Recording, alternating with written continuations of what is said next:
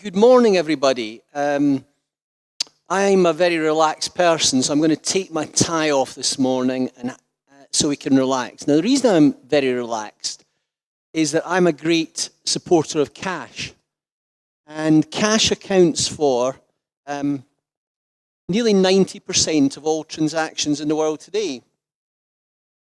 You can deal with that for me. Thank you, sir.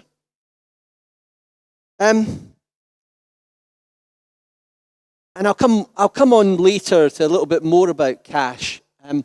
But first, let's talk about Moscow. This is my third time in Moscow, and I enjoy coming to your great city. Last year, I was also in Paris speaking, and Paris and Moscow have quite a lot in common. You may wonder what I mean by that. Do I mean the wonderful buildings that you have in Paris and Moscow? No, I don't mean that, though you do have wonderful buildings in both cities. Do I mean the gorgeous women? No, although you have lovely women in both Paris and Moscow. No, I actually mean the taxi drivers, because Moscow and Paris share the worst taxi drivers in the world. Neither taxi driver in either city can find anywhere that you want to go.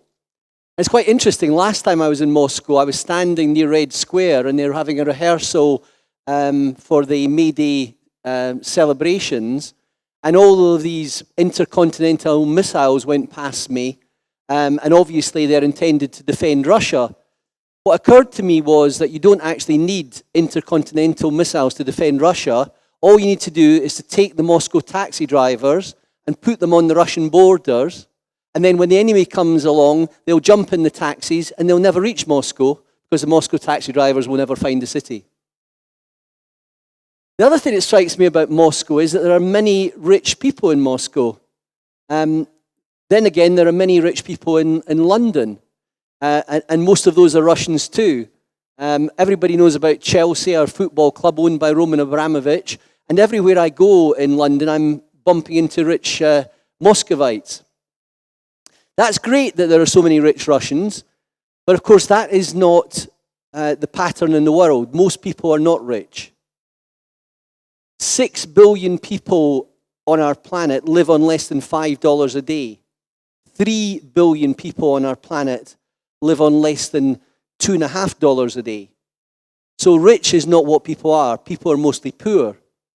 And I bring you back to my original statistic that cash accounts for nearly 90% of all transactions in the world. And the reason why is quite simple, because most people are not rich, they are poor. And therefore, most people have no use for Visa or MasterCard or any other kind of card because they haven't got the money to be able to afford to pay for the services that cards provide.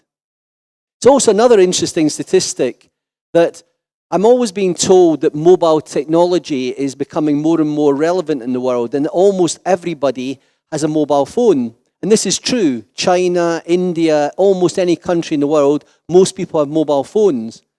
But the interesting thing as well is that a sizable percentage of the world's population still are not banked. They do not have bank accounts. So you may wonder how people top up their mobile phone accounts, and they do it using cash. So there is where the two technologies meet. My friend was saying to me he doesn't see a conflict between cash and other payment methods. They're not in conflict, they're just different. But they also come together. Because many people could not have mobile phones if they did not have cash, because cash is how they top up their mobile phones.